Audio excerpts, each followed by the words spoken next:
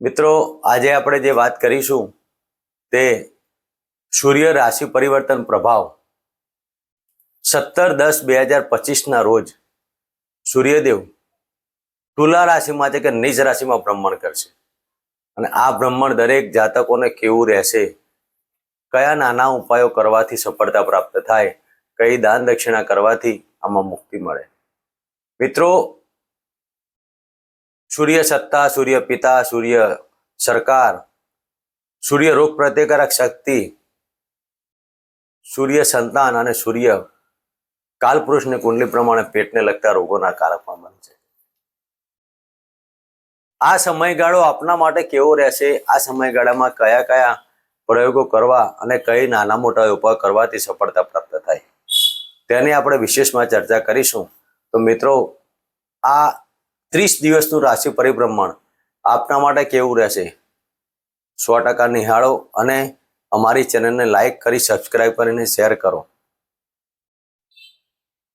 મિત્રો, આ સૂર્ય એ તુલા રાશિમાં નીચ રાશિમાં પરિભ્રમણ કરશે. દરેકને નાની મોટી તકલીફો પડવાની, તો આ સમયગાળામાં કયા લાભો લેવા, કયા દેવની આરાધના ઉપાસના કરવી અને સફળતા પ્રાપ્ત કરવી. મિત્રો, પ્રથમ રાશિની વાત કરીએ તો મેષ રાશિ. આ રાશિ પર બ્રહ્માંડ પોતાના ચંદ્ર રાશિ ઉપર આધારિત દરેક મારા જાતકોને ધ્યાન રાખવું. તો મેષ રાશિના જાતકોને સપ્તમ સ્થાને પરિભ્રમણ કરતા ચંદ્રદેવ. મિત્રો, મેષ રાશિના જાતકોને જ્યારે સપ્તમ સ્થાને ચંદ્રદેવ સૂર્યદેવ પરિભ્રમણ થતા હોય ત્યારે પતિ પત્ની પાર્ટનરશિપના ધંધા સાથે પેટને લગતા રોગો સાચવવું. મનની અંદર ક્રોધ અને ઘમંડ, આ બે વસ્તુ પર ધ્યાન રાખજો. ખોટો ક્રોધ ના થાય ને ખોટો ઘમંડ ના આવે. કોઈ પણ કાર્ય વિચારીને કરવા, શાંતિથી વિચાર કરવો, વિચારીને નિર્ણય લેવા, તે પછી તે વસ્તુ અમલમાં મૂકવી. મિત્રો, સૂર્યદેવ ગુપ્તાંગોના ભાગમાં રોગ ઊભા કરે અથવા પેટને લગતા રોગ ઊભા કરે. ખાવા પીવામાં કાળજી લેજો. પતિ પત્ની વચ્ચે વાદ વિવાદ ના થાય, પાર્ટનરશિપના ધંધામાં કોઈ મોટી તિરાડો બી ના થાય. અને આ સમય દરમિયાન સરકારી ક્ષેત્રમાં જે જાતકો જોડાયેલા હોય તેવા જાતકોએ ઉપલા અધિકારીઓ સાથે વાદ વિવાદ ના કરવા. આ સમયગાળા દરમિયાન તમે ગાયને ગોળ અને ઘઉં દર રવિવારના દિવસે ખવડાવો અને દર રોજ સૂર્યદેવને તાંબાના કળશમાં જળ લઈ અને ગુલાબની પાંદડી નાખી, થોડું ચંદન નાખી ઓમ ગૃણિહિ સૂર્યાય નમઃના મંત્ર કરો. આ પ્રકારે વિધિ કરવાથી તમારા જીવનમાં સુખ અને શાંતિ બનશે. મિત્રો, વાત કરીશું વૃષભ રાશિની. વૃષભ રાશિના જાતકોને છઠ્ઠા સ્થાને પરિભ્રમણ કરતા સૂર્યદેવ. જે જાતકો કોમ્પિટિશન એક્ઝામમાં તૈયારી કરતા હોય તેવા જાતકોને આકસ્મિક લાભ થાય. સૂર્યદેવ છઠ્ઠા સ્થાને નીચમાં રહેવાના પણ પરિણામ શુભ પ્રાપ્ત કરવાનું. મકાન સુખ, વાહન સુખમાં સફળતા મળવાની. રાજકીય ક્ષેત્રે અથવા સરકારી ક્ષેત્રે જે જાતકો જોડાયેલા હોય તેવા જાતકોને પ્રમોશન અને આકસ્મિક લાભ મળવાના કારણે સફળતા પ્રાપ્ત થવાની. સૂર્યદેવ રાહુદેવની દ્રષ્ટિમાં પણ રહેવાના, નવમી દ્રષ્ટિમાં રાહુદેવની રહેવાના. તો થોડું ગ્રહણ દોષની બાબતો આવશે. તો જે જાતકો કરપ્શનની બાબતોમાં જોડાયેલા હોય તેવા જાતકોએ ધ્યાન દેવાનું. ઉપલા અધિકારીઓની સાથે વાદ વિવાદ તો નહીં જ કરવાનો, પણ જે જાતકો સરકારી ક્ષેત્રે જોડાયેલા હોય તેવા જાતકોએ આ પ્રકારની બાબતો જે જાતકો કરતા હોય તેવાએ ખૂબ જ કાળજી લઈ અને સમય પસાર કરવો. મિત્રો, વાત કરીશું મિથુન રાશિની. તો મિથુન રાશિના જાતકોને પંચમ સ્થાને પરિભ્રમણ કરશે આ સૂર્યદેવ. પંચમ સ્થાને સૂર્યદેવનું પરિભ્રમણ મિત્રો આપના માટે હાઇપર એસિડિટી, ગેસ્ટ્રિક પ્રોબ્લેમ ઊભા કરશે. પેટના ઓપરેશન જે જાતકોને કરાવવાના હોય તેવા જાતકોએ ખૂબ જ કાળજી લેજો. સફળતા મળવાના અથવા નિષ્ફળતા ના મળે તેની કાળજી લેવાની. ખાવા પીવાની બાબતોમાં ધ્યાન દેવાનું. જે જાતકો કોઈ વ્યસનથી જોડાયેલા હોય તેવા જાતકોએ આ સમય દરમિયાન બંધ કરી જાય તો સારી વસ્તુ છે, તો મોટા પ્રશ્નો ઊભા થાય. મિત્રો, આ સમય દરમિયાન તમારા પિતાના ચરણ સ્પર્શ કરો અને રોજ ગાયત્રી મંત્રની એક માળા કરો અને સૂર્યદેવને જર્પણ કરી અને આશીર્વાદ મેળવો. મિત્રો, વાત કરીશું કર્ક રાશિની. કર્ક રાશિના જાતકોને ચતુર્થ સ્થાને પરિભ્રમણ કરતા સૂર્યદેવ. મિત્રો, ચોથા સ્થાને સૂર્યદેવનું પરિભ્રમણ એટલે જે જાતકોને હૃદયની લગતી બીમારી હોય, હાઈ બીપી અથવા લો બીપી જેવા જેના પ્રશ્નો હોય તેવા જાતકોને સાચવવું. હૃદયનું બાયપાસ, હૃદયની તકલીફો ઊભી ના થાય તેની કાળજી લેવી. તમારા સારા કોઈ કાર્ડિયોલોજિસ્ટને મળી અને આ કાર્ય તમારું નિર્વિઘ્ન પૂરું થાય, સમયગાળો શાંતિપૂર્ણ પસાર થાય તેની કાળજી રાખજો. કેમ કે સૂર્યદેવ રાહુદેવની દ્રષ્ટિમાં પણ છે.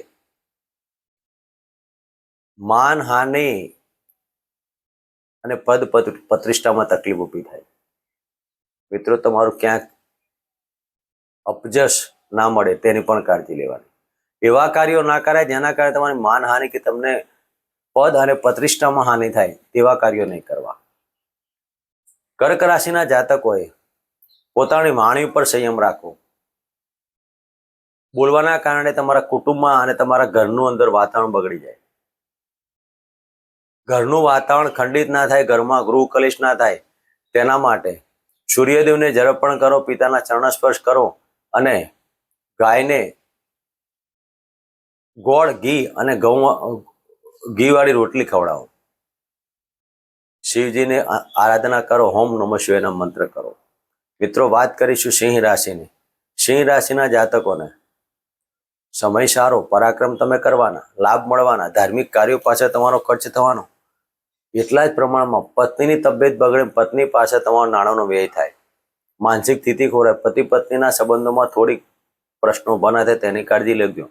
તમારા બોલવાના કારણે ભાષામાં, વાણી પર પણ સંયમ રાખજો.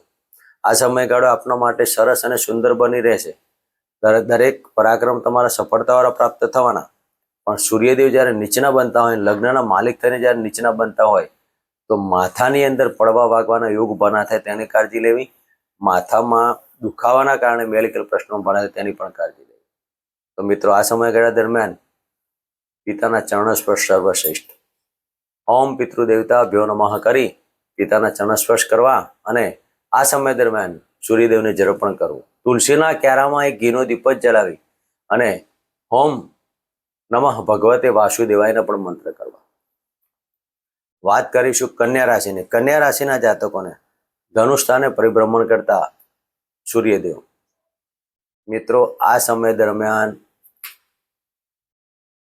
તમારી વાણીમાં તો તકલીફ પડવાની, ઇન્કમ અને ખર્ચ બંને પાછા તમારા પ્રમાણે ચાલવાના. ધનુષ્સ્થાનના માલિક 12મા સ્થાને જાય ને 12મા સ્થાનના માલિક જ્યારે ધનુષ સ્થાને આવે છે ત્યારે નાણાકીય ખર્ચો, જે જાતકો કોર્ટ મેટરમાં કે આવી કોઈ બાબતોમાં પડેલા હોય તેવા જાતકોએ ધ્યાન દેવાનું. તમારા પર કોઈ ક્રિમિનલ કેસ ચાલતા હોય તેવા જાતકોએ આ સમય દરમિયાન ખૂબ જ સાચવવું. ના છૂટકે તમારે જેલના પગથિયા કે પોલીસ સ્ટેશનના પગથિયા ચડવા પડે તેવું ન બને તેના માટે સૂર્યદેવ આપના માટે સર્વશ્રેષ્ઠ. સાથે રાહુદેવની આરાધના કરવાની. ઓમ રાહવે નમઃ અને હનુમાન ચાલીસાના પાઠ આપના માટે સર્વશ્રેષ્ઠ બની રહે. મિત્રો, વાત કરીશું તુલા રાશિની. તુલા રાશિના જાતકોને લગ્નમાંથી પરિભ્રમણ કરતા સૂર્યદેવ. મિત્રો, માનસિક ટેન્શનો ઊભા થવાના જ. પિતાની તબિયત બગડવાના કારણે તમારી માનસિક સ્થિતિ ખોરવાય. આવક તમારી ઘટે અને આવક ઘટવાના કારણે પણ માનસિક સ્થિતિ ખોરવાય. સમય માત્ર ધીમેથી પસાર કરવાનો છે. ગાયત્રી મંત્ર આપના માટે સર્વશ્રેષ્ઠ. ઓમ ભૂર્ભુવઃ સ્વતસ્ય વિતુર્વરેણ્યં ભર્ગો દેવસ્ય ધીમહિ ધિયો યો નઃ પ્રચોદયાત. આ મંત્ર કરો અને સફળતા પ્રાપ્ત કરો. પિતા જીવિત ના હોય તો પિતાના ફોટાને પણ ચંદન લગાવી તિલક કરીને આશીર્વાદ મેળવો. મિત્રો, વાત કરીશું વૃશ્ચિક રાશિની. વૃશ્ચિક રાશિના જાતકોને 12મા સ્થાને પરિભ્રમણ કરતા સૂર્યદેવ. મિત્રો, સાચવવા જેવો સમય, હૃદયને લગતી બીમારી, માનહાનિ, પદ પ્રતિષ્ઠા અને વાહનથી સાચવવું. સાથે સાથે તમારા પર કોઈ ક્રિમિનલ કે ફોજદારી કેસ ન બને તેનું પણ તમારે ધ્યાન રાખવું. આ સમય દરમિયાન શક્ય એટલા હનુમાન ચાલીસાના પાઠ, રાહુદેવના મંત્ર અને સૂર્યદેવની આરાધના કરવી. મિત્રો, વાત કરીશું ધનુ રાશિની. ધન રાશિના જાતકોને લાભસ્થાને પરિભ્રમણ કરતા સૂર્યદેવ. મિત્રો, લાભ મળવાના, નાણાકીય પાસું તમારું મજબૂત બનવાનું, નાણાકીય પાસામાં તમારી સફળતા મળવાની, પણ ભાગ્યની તકલીફ ઊભી થાય. પિતાની તબિયત બગડવાના કારણે તમારી માનસિક સ્થિતિ ખોરવાય, ત્યાં નાણાંનો વ્યય થાય. આ સમય દરમિયાન સંતાન રિલેટેડ પ્રશ્ન હોય તો તેમાં બહુ જ સાચવવું. પેટને લગતા ઓપરેશન અને પેટને લગતી બાબતો ઊભી ન થાય તેની કાળજી લેવાની. મિત્રો, આ સમય દરમિયાન તમે કોઈ સારા ડૉક્ટરની સલાહ પ્રમાણે પેટને લગતા કાર્યો કરાવો, નહીંતર મોટું નુકસાન ના થાય તેની પણ કાળજી લેવી. તો આ સમય દરમિયાન તમારા દરેક કાર્યોમાં સફળતા મેળવવા માટે ખાવા પીવામાં પણ ધ્યાન રાખજો અને સૂર્યદેવની આરાધના, ગાયત્રી મંત્રના પાઠ કરો અને સફળતા મેળવો. મિત્રો, વાત કરીશું મકર રાશિની. મકર રાશિના જાતકોને દસમ સ્થાને પરિભ્રમણ કરતા સૂર્યદેવ. આપના માટે આ સૂર્યદેવ રાજકીય ક્ષેત્રે, સરકારી ક્ષેત્રે જોડાયેલા હોય તેવા જાતકોને થોડીક તકલીફોને બાદ કરતા સફળતા પ્રાપ્ત થવાની.